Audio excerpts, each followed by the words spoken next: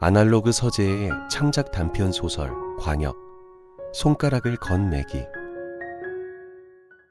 여러분, 오늘은 아날로그 서재에서 준비한 오리지널 창작 단편을 들려드리려 합니다.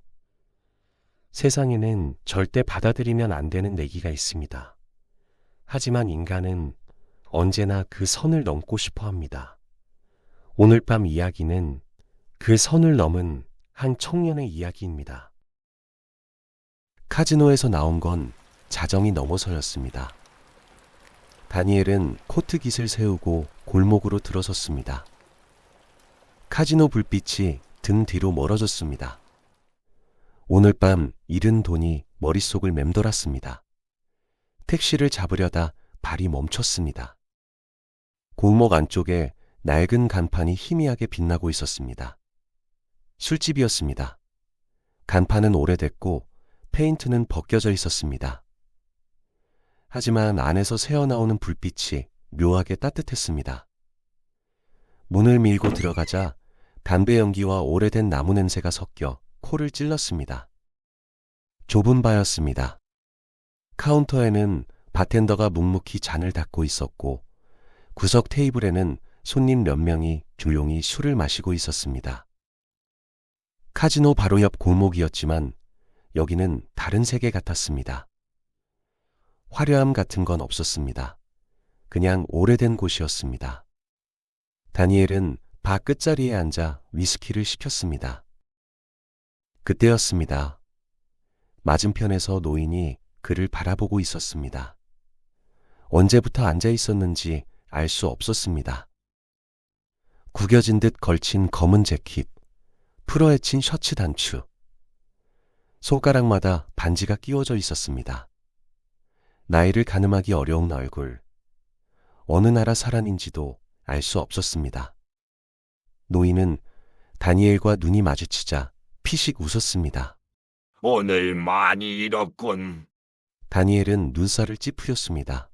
아는 사이입니까? 노인은 천천히 시가를 꺼내 불을 붙였습니다. 다니엘에게 권하지도 않았습니다. 그냥 자기 페이스대로였습니다. 내가 사람 보는 눈은 있지. 다니엘은 자리를 옮기려 했습니다. 그때 노인의 시선이 다니엘의 손으로 향했습니다. 나이프를 잘 다루네. 다니엘은 자신도 모르게 손가락 사이로 성냥을 돌리고 있었습니다. 어릴 때 서커스단에서 일했습니다. 노인의 눈이 번뜩였습니다. 입꼬리가 올라갔습니다. 서커스 재밌네. 노인은 천천히 몸을 앞으로 기울였습니다.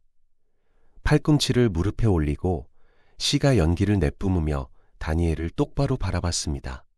내기 하나 할래? 정중한 제안이 아니었습니다. 그냥 툭 던지는 말이었습니다. 마치 날씨 얘기하듯. 다니엘은 잠시 머뭇거렸습니다. 무슨 내기요? 노인은 바 한쪽 벽을 손가락으로 가리켰습니다. 오래된 장식용 원형 관역이 걸려 있었습니다. 세월에 닳아 있었지만 관역선은 선명했습니다. 저기다. 나이프 10번 연속으로 꽂으면 내 차 줄게. 다니엘은 피식 웃었습니다. 차요? 밖에 있어. 올해 나온 거. 노인은 더 설명하지 않았습니다. 그게 다였습니다. 마치 당연한 거래를 하듯 다니엘이 물었습니다. 대가는요? 노인은 시가를 한 모금 빨았습니다. 연기를 천천히 내뿜었습니다. 그리고 다니엘의 왼손을 턱으로 가리켰습니다. 새끼손가락. 바 안이 갑자기 조용해진 것 같았습니다. 농담이죠? 노인은 웃지 않았습니다. 난 농담 안 해. 짧았습니다. 그 한마디가 오히려 더 소름 돋았습니다. 다니엘은 잠시 노인을 바라봤습니다. 고작 새끼손가락이었습니다. 그리고 저 관역, 저 거리면 눈 감고도 맞췄습니다. 어릴 때부터 해온 일이었습니다. 그리고 차가 탐났습니다. 좋습니다. 노인은 그제야 미소를 지었습니다. 차갑고 느린 미소였습니다. 노인은 바텐더에게 손짓했습니다. 잠시 후 나이프 10자루가 담긴 쟁반이 왔습니다. 마치 준비해둔 것처럼 빠르게. 다니엘은 그게 마음에 걸렸지만 이미 입을 열었습니다. 노인은 주머니에서 가는 끈을 꺼냈습니다. 왼손 여기 올려. 명령에 가까웠습니다. 부탁이 아니었습니다. 다니엘의 얼굴이 굳었습니다. 끈이었습니다.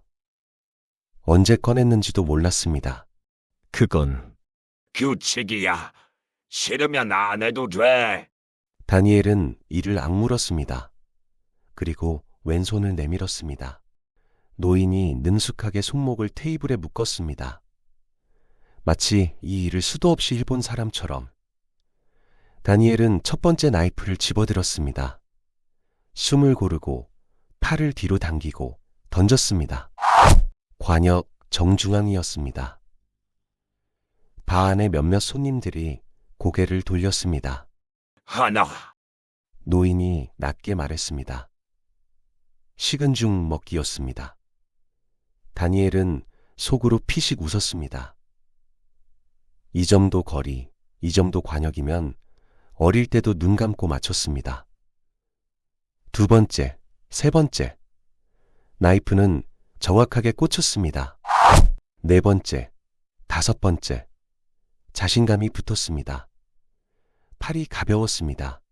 이건 거저먹는 내기였습니다. 다섯. 절반이었습니다. 다니엘은 잠깐 손목을 툭툭 털었습니다. 그런데 이상했습니다. 아무렇지 않으려 할수록, 괜찮다고 생각할수록 왼손이 자꾸 눈에 들어왔습니다. 테이블에 묶인 채 꼼지락거리는 새끼손가락이 여섯 번째였습니다. 다니엘이 나이프를 집어드는 순간 바문이 열리며 시끄러운 소리가 들어왔습니다. 손이 흔들렸습니다. 나이프는 관역 가장자리에 겨우 꽂혔습니다. 여섯. 다니엘은 숨을 내쉬었습니다. 괜찮았습니다. 맞췄으니까. 하지만 손바닥에 땀이 배어 있었습니다. 닦으려 했는데 손이 오히려 더 떨렸습니다. 일곱 번째.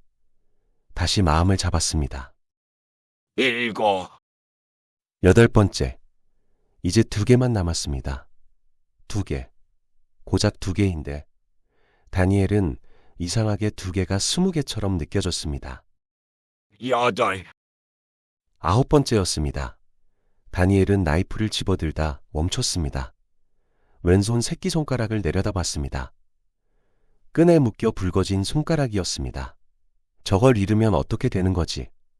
별거 아닌 것 같은데, 근데 없으면 어떻게 되는 거지? 머릿속을 지우려 했습니다. 지울수록 더 선명해졌습니다. 다니엘은 눈을 감았습니다. 크게 숨을 들이쉬었습니다. 손을 뒤로 당겼습니다. 던졌습니다. 아홉. 다니엘은 그제야 숨을 내쉬었습니다. 어깨가 축 내려앉았습니다. 등에 식은땀이 흥건했습니다. 이제 하나, 딱 하나만 남았습니다. 마지막 나이프를 집어들었습니다. 손이 떨렸습니다. 분명히 할 수 있는데, 분명히 해왔는데. 근데 손이 말을 듣지 않았습니다. 관역이 멀어 보였습니다. 아까보다 작아 보였습니다. 바 안이 숨을 죽인 것 같았습니다. 그때였습니다. 바 문이 열렸습니다. 한 여인이 뛰어들어왔습니다. 노인과 닮은 얼굴이었습니다. 그녀는 노인을 보자마자 달려와 그의 팔을 낚아챘습니다. 아버지, 또 이러는 거예요? 노인의 얼굴이 처음으로 흔들렸습니다. 여인은 다니엘의 손목을 묶은 끈을 풀었습니다. 그리고 다니엘을 바라보며 말했습니다. 죄송해요. 이분 제 아버지인데 오래전부터 이러세요. 수십 명에게 이런 내기를 걸었어요. 차는 처음부터 없어요. 아버지한테는 아무것도 없어요. 말하는 내내 지쳐 있었습니다. 처음 하는 말이 아닌 것처럼 바 안이 웅성거렸습니다. 노인은 딸의 손에 이끌려 자리에서 일어났습니다. 그리고 문을 향해 걸어갔습니다. 다니엘은 그제야 정신이 들었습니다. 벌떡 일어났습니다. 잠깐만요. 여인이 멈췄습니다. 다니엘은 그녀에게 다가가 팔을 붙잡으려 손을 뻗었습니다. 그 순간이었습니다. 바 조명이 그녀의 손 위로 쏟아졌습니다. 다니엘의 손이 허공에서 멈췄습니다. 왼손이었습니다. 새끼손가락이 있어야 할 자리, 매끄럽게 아문 흉터만 남아 있었습니다. 오래전에 아문 상처였습니다. 아주 오래전에. 다니엘은 말을 잃었습니다. 여인은 그를 돌아보지 않았습니다. 그저 조용히 노인의 손을 잡고 문을 나섰습니다.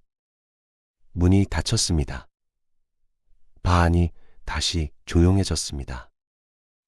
낮은 음악이 흘렀습니다. 조명이 흔들렸습니다. 다니엘은 그 자리에 서 있었습니다. 뻗었던 손을 천천히 내려다봤습니다. 멀쩡한 5개의 손가락이 있었습니다. 그는 아무 말 없이 자리로 돌아와 앉았습니다. 마지막 나이프를 테이블 위에 내려놓았습니다. 소리 하나 없이 관역에는 9자루가 꽂혀 있었습니다. 위스키는 식어 있었습니다. 세상에는 절대 받아들이면 안 되는 내기가 있습니다. 하지만 우리는 언제나 그 선 앞에서 망설입니다. 이길 수 있을 것 같아서, 나는 다를 것 같아서. 오늘 밤 당신 앞에 놓인 그 내기는 정말 받아들여도 되는 것입니까? 아날로그 서재였습니다. 편안한 밤 되시길 바랍니다.